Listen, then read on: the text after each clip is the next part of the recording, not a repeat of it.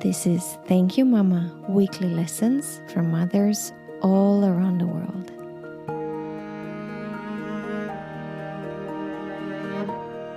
Hello and welcome to Thank You Mama. My name is Anna Titer. My guest today is Jullie Phillips. Jullie is a biographer, a book critic, and the author of The Baby on the Fire Escape, Creativity, Mothering, and the Mind-Baby Problem, in which she portrays intimate struggles of brilliant artists of the 20th century as they try to balance the demands of creative work with the demands of motherhood.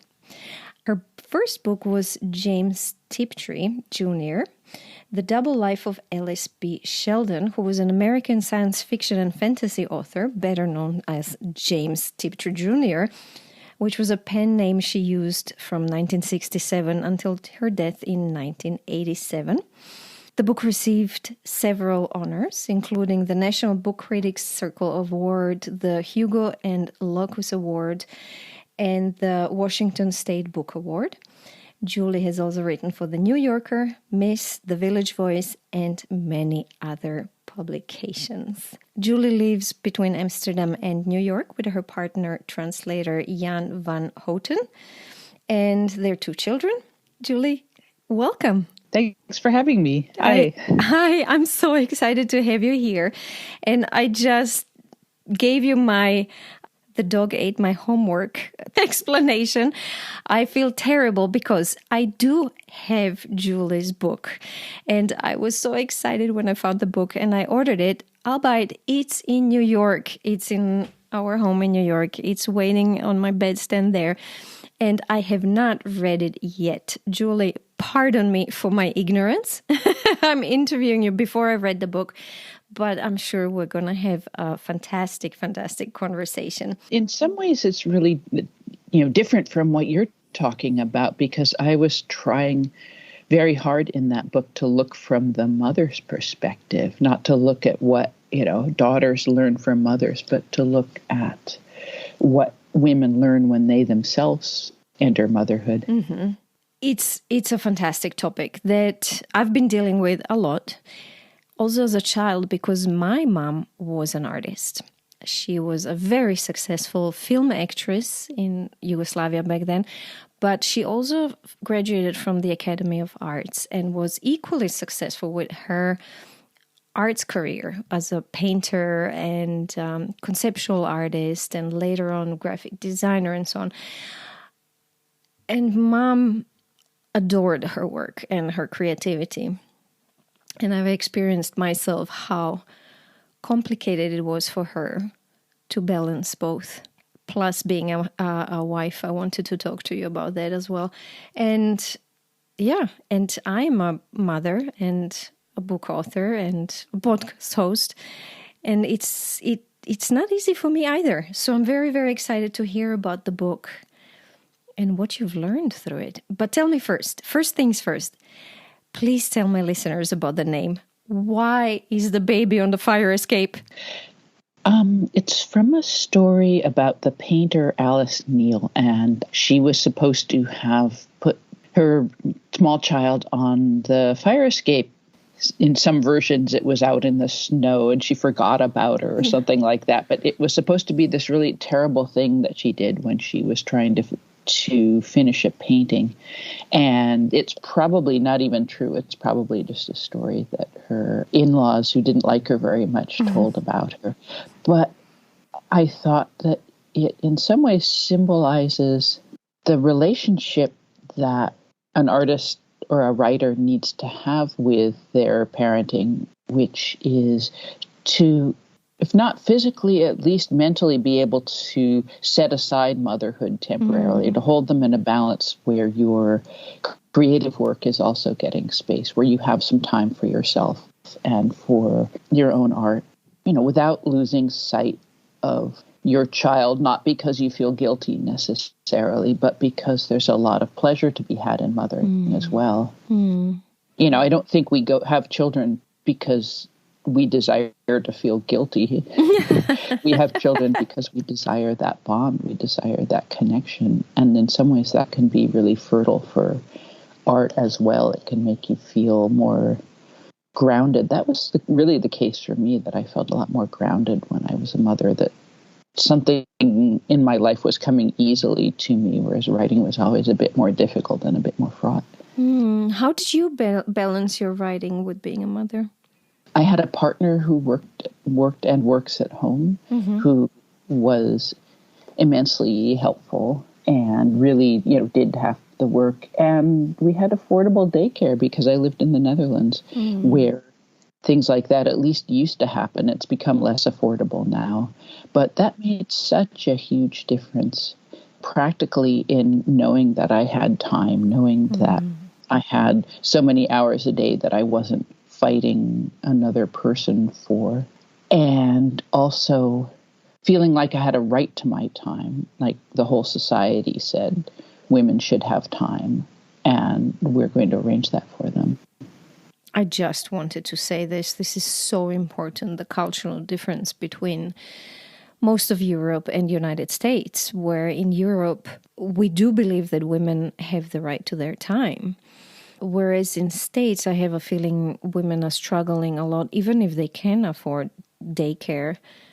They struggle a lot with this feeling of guilt because they put their children in daycare and aren't full-time mothers.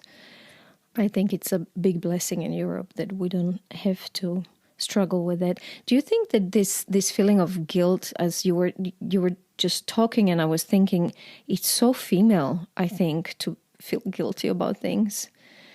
Feel guilty if you're mothering, or feel guilty if you're working and not mothering, But it's certainly maternal. I mean, it's huge to be responsible for another person. Like, it's huge. It's huge. And I really think a very big shift happens inside of us when we become mothers. That just makes it difficult to forget for a little while we're working or creating that we are. I don't know if I'm expressing it right, but you know what I mean. I think once we're mothers, this baby always stays present inside of us. You have to share your consciousness with someone else. Really. Exactly. Thank you for giving it up. Yes. If you're not being interrupted literally, you're working from this double presence, or multiple presence of other people in your mind. Yeah. Were there any big learnings from writing this book? Was there anything that you could share with my listeners that you've learned from it? The hardest thing for me was just to write life stories that included motherhood, because, a creative career has a very definite trajectory. You start out and you overcome obstacles and you move forward. And motherhood just seemed to be one thing after another. It seemed to be anecdotes and process. And I couldn't see the growth and change in it until I really started to look for that. I really started to think about really all the moments in mothers' lives when they got pushed out of the center of their own lives by motherhood, when they were overwhelmed, when their lives fell apart, and how they put them back together, how they incorporated motherhood into their sense of self. And it happened over and over again. It's not just something for the first year, as intense as that is, but it's something that happens when your kids become less dependent on you. It's something that happens when you get stuck in a creative rut and you're off in the suburbs because that's where you've moved to be with your kids and you don't have any new inspiration. It's something that happens when your children leave home. I thought, of course, writers aren't going to have any problems with the empty nest and writers and artists, because they have their work to get back to. And nothing could be further from the truth. They all struggled. They had all made space in their lives for this role. I shouldn't say they all struggled. They were all changed by it in one way or another. Some found it really difficult. Others found it really liberating. I have a little section about people whose careers didn't take off until after their children left home. including Louise Bourgeois, the artist. And it was as if it just created space for them. And sometimes, when both partner and children were gone, that space for care then filled up with creative work. It was interesting reading or listening to one of the Marina Abramovich's interview. I think this was the first and only time that I heard a very successful creative, but maybe even any other successful woman, say out loud that she thinks she wouldn't have had the career she has if she was a mother. I think there are other women who have said this, and I think it's probably quite true in a lot of cases. There are so many obstacles, and there are, I'm not saying that you should be a mother, but I'm also, I'm not saying that you shouldn't be a mother, but I'm also not saying that you should. It's not the ideal place for everybody to be. One of the things that I charted over the course of the 20th century was motherhood becoming a choice. Even for my mother's generation, it wasn't really a choice. It was something that you did kind of automatically. And, I'm the result of contraceptive failure. So my birth wasn't exactly a choice for my mother either. And it places different responsibilities on you when you make choices. In some ways, it adds even an extra layer of guilt. But that's another subject from should or shouldn't you. I try not to answer the should or shouldn't. No, definitely not. There are so many other people who have that opinion. Oh, God. And there are so many other people who know just whether people should and shouldn't you. Too many. Let's talk about your mother. Her name was Kit. Will you tell me a little bit about her life? Yeah, she was born in 1938, so she's still going strong at 84. She lives right now with my sister and my sister's 3 teenage kids, or I should say they live with her, and that has kept her very young and up to the moment about the world. And she takes care of all of us still, really. I'm the middle child of 3. And, we're still turning to her for help with things. That's amazing. And she's still in a good shape. She's still lucid and able to give you advice and help. How do you think she did this, stay in such a good shape? I don't know. Yeah, if I had that magic knowledge, I wouldn't be sitting here talking to you. I'd be out doing TED Talks and making millions. I love asking that question because sometimes I get the answer of, my mom meditated her whole life and does yoga and things like that. But more than that, it's just like, I don't know. She went for walks, Very often there is no mention of exercise and a healthy diet and meditation and God knows what. It's just, there's no recipe. But tell me a little bit about her. Where was she born? Is she also an East Coaster? She was, her parents were Californians. My mom's family moved out to California in the 1850s, except for her mother's mother.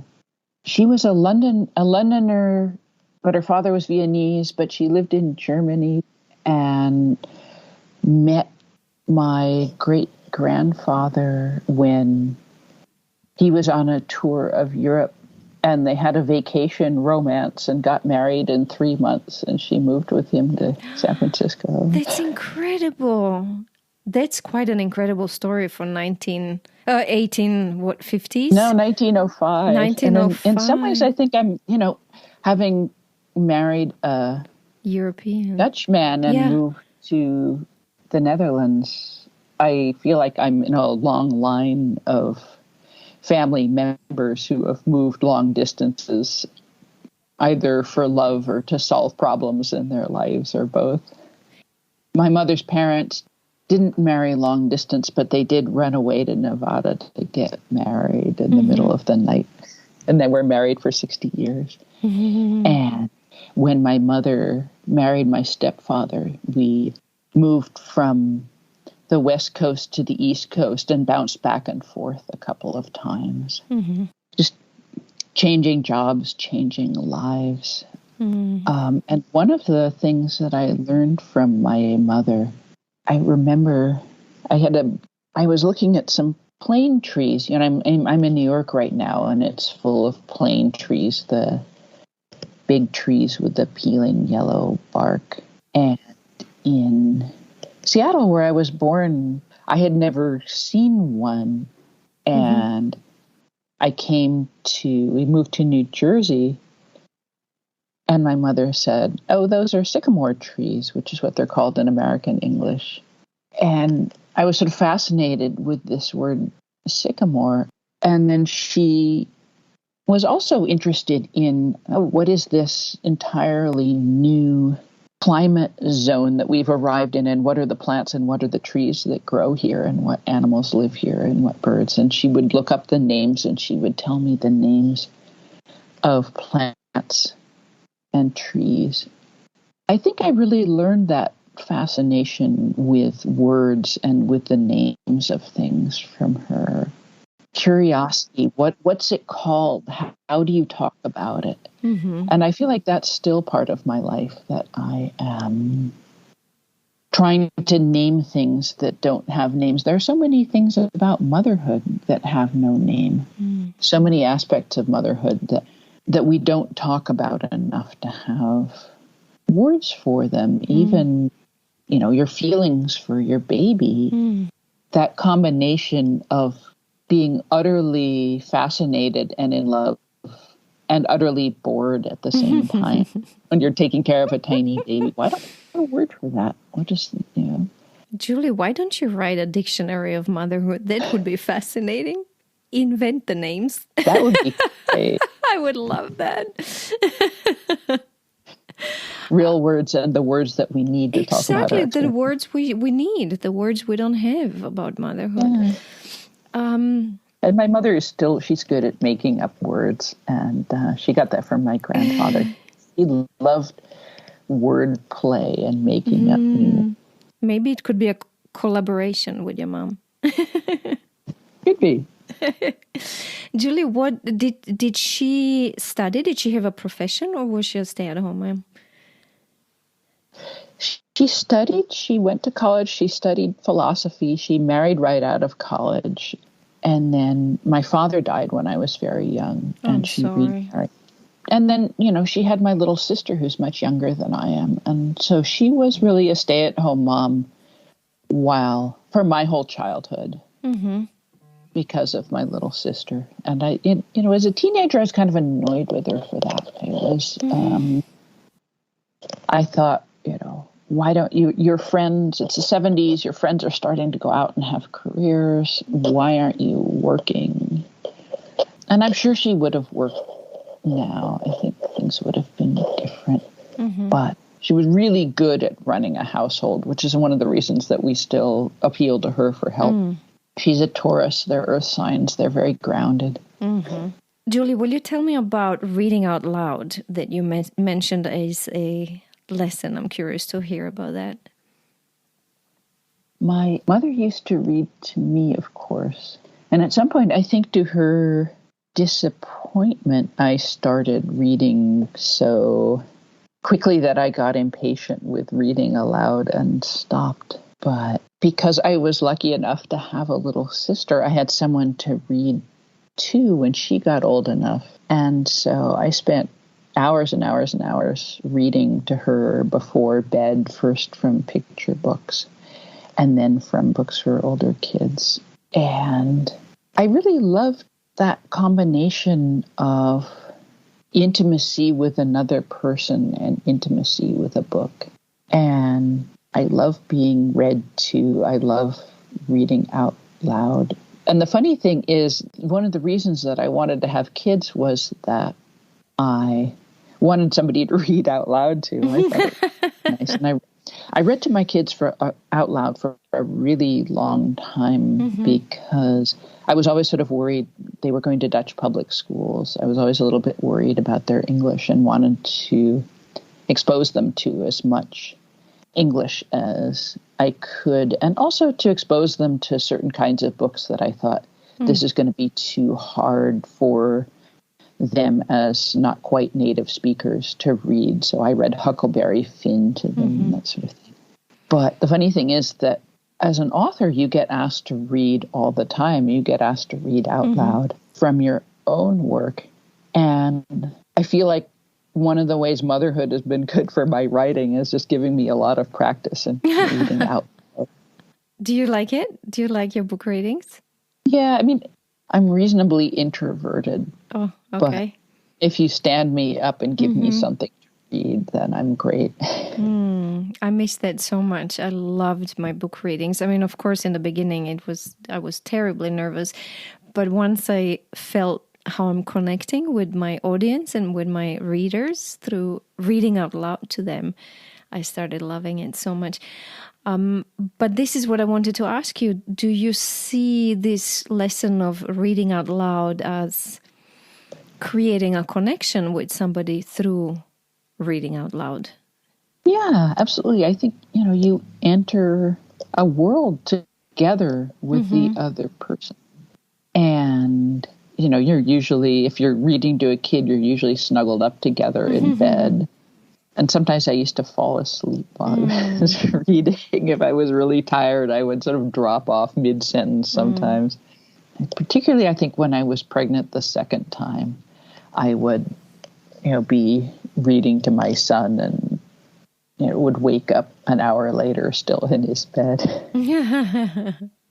And the same things, and and it's a form, especially for little kids, it's a form of play, Oh, look what he's doing now, that, and of course you read the same book 100 times and that gets a little repetitive and crazy. Tell me about the last lesson.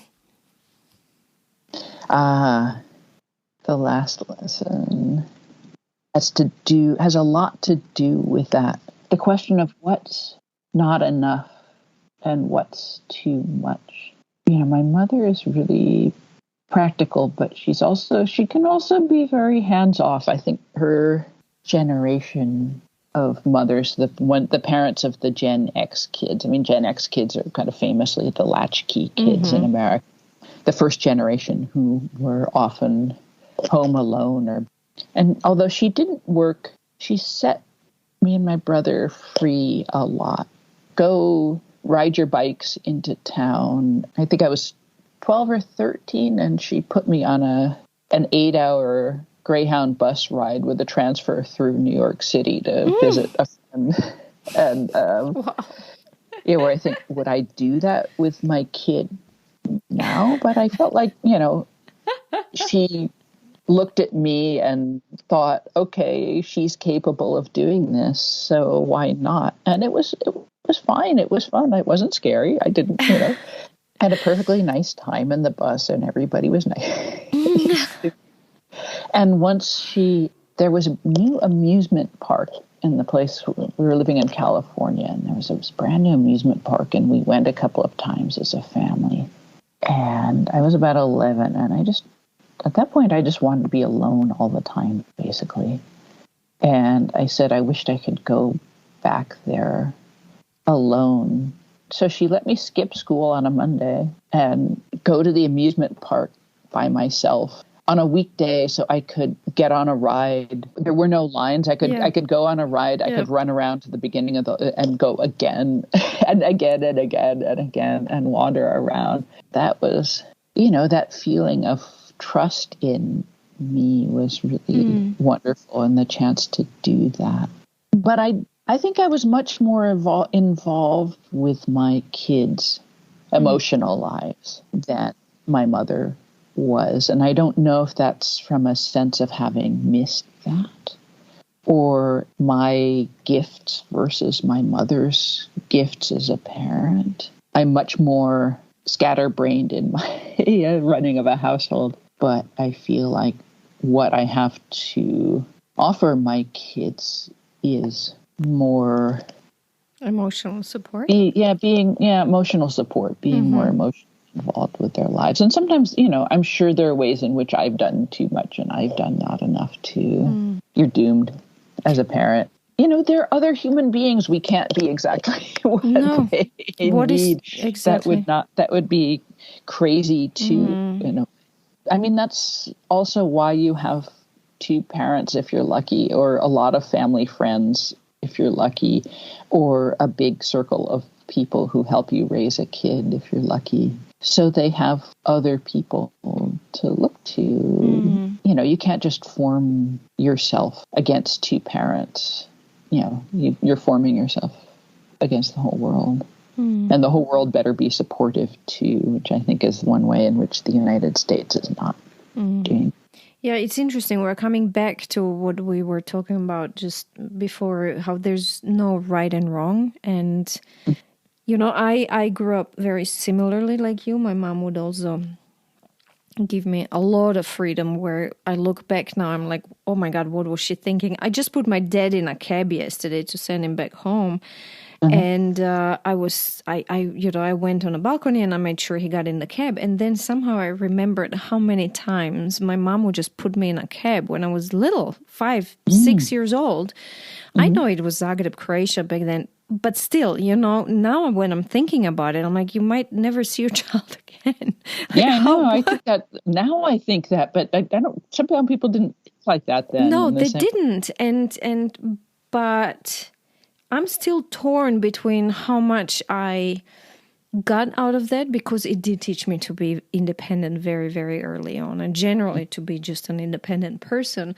But on the other hand, I do feel that I did miss a little more feeling of being protected or taken care of, or, but there's it's a hard balance to find. Yeah. Was there anything important she was not able to teach you? Anything important that you had to learn yourself that you wish she was able to teach you, or she did teach you? I had to learn to make my way professionally, really on my own. And maybe that's true. I'm sure that's true for a lot of most writers, because most of them don't have parents in creative professions, and you really have to start over. But, she was a homemaker, and I had to go out in the world and in the world of work. And my dad didn't have a very good relationship to the world of work in other ways that are really complicated. And so I felt a bit at sea when I had to make that transition from being a student to being an adult with a job. And also something that I've had to learn later in life, kind of gradually as I go on, is how to have good boundaries. I think, maybe some of her distance was a way for her of having boundaries, of keeping us from taking over her life. But I think you can have more closeness to someone if you can also say, yes, this, but not that. Yeah. Yeah. Yes. Yes, then, but not now. If you can be very clear about what you need and what you can't use. The places where I got angriest as a parent were when I really wanted to do something for one of my kids, or both, and they were bugging me about it. And I couldn't, not for some external reason, because then you can just say, oh, no, I can't because I have to be here at this and this hour. But I was just overstressed or overtaxed, or didn't have the emotional bandwidth, or I didn't, too hungry and cranky. And that being stuck between wanting to do something for somebody and being emotionally unable to do something was always a place where I would end up lashing out at them. And so I had to be really careful with myself to say, okay, don't try to do things that you can't do. So I had to learn what my own boundaries were, but I also had to learn to set those, to say, to learn that it was okay to say, no, we're not going to do this. What a big lesson. On the other hand, I always let my kids, I would set rules and I would let my kids talk me out of them. Okay, so you still have to work on those boundaries. Yeah. But at least you're aware of it. Jullie, is there anything else you'd like to share regarding the lessons you've learned, you wish you'd learned, or lessons you've learned through your books and your research? The most important mothering lesson, I think, from my book is just to check in every once in a while with yourself and say, am I leaving enough self over for myself? Am I spending enough time in the center of my own life as opposed to on the edges of someone else's? And just to make time for yourself, to make time for whatever work you find most creative. And it doesn't have to be hours and hours, and you don't have to go off alone somewhere. You can do it in little bits. You can do it in between the interruptions. You can accept the interruptions and kind of incorporate that into your creative self. As long as you keep reminding yourself that exists, that place. And as you say, even if you visit it every now and then for a few minutes, that's already... Then it's still there. Yes. It's still, you can keep that place flourishing. Yeah. Yeah. Jullie, that's a beautiful way for us, or a place for us to end our conversation. Thank you so much. I would very quickly like to recap what we've learned from you. Will you help me with this? If I make a mistake, please. So we were talking about your very valuable book. I'm so excited to read it, about creative women and motherhood. But I understand that all women have the same dilemma. It's not only creative women. How to balance taking care of ourselves and our growth and our needs while taking care of another person. We talked about your mom and what you've learned from her, and you spoke about curiosity and naming. It was very interesting to learn about how important it was for you to learn how to name things and be curious about things. Reading out loud as a way to create connections with people we love. And then this, you called it the value of not doing too much, but just figuring out, especially as a mother, what's not enough and what's too much. And being able to sometimes set our kids free and allow them this space and responsibility and space to grow and become themselves. As something that you wish she had taught you, we talked about you having to figure out your professional life by yourself. You did not have guidance there, and you wish you did. And then we just had this beautiful conversation about boundaries, the healthy boundaries, and how hard it is to learn that lesson, but how important the boundaries are. And in some ways, just to add something, that I think that in some ways all that space can be a substitute for boundaries, because if you preserve a lot of space around you, then you don't really have to deal with fences. Yeah. You don't have to, if you don't have neighbors, you don't have fences. And so in some ways, I think boundaries enable closeness in some way. Yeah, that's so important and beautiful. And, and letting your kids set boundaries with you is important too, I think. My daughter used to sort of say, come here, and then she'd say, go away. Parents are so enormous for their children. Yeah. I was a little bit hurt with the go aways, but then I thought, it's not really about me. It's about putting me at a comfortable distance for her to feel like she's herself and also with me, which is, parents need that, but kids need that to be together themselves. They do, and we need to allow that to them. Yeah. Jullie, thank you so much again for this beautiful, beautiful conversation. Thank you. If you enjoy Thank You Mama and want to help it grow, please take the 2 seconds to leave a 5-star review on Apple Podcasts. It really helps. If you'd like to get in touch, you can send me a mail at info@thankyouMama.net. You can also find me on Instagram, Facebook, and Twitter under Anna Tider, that's Tajder. This was Thank You Mama. Come back next week, subscribe, and tell your friends.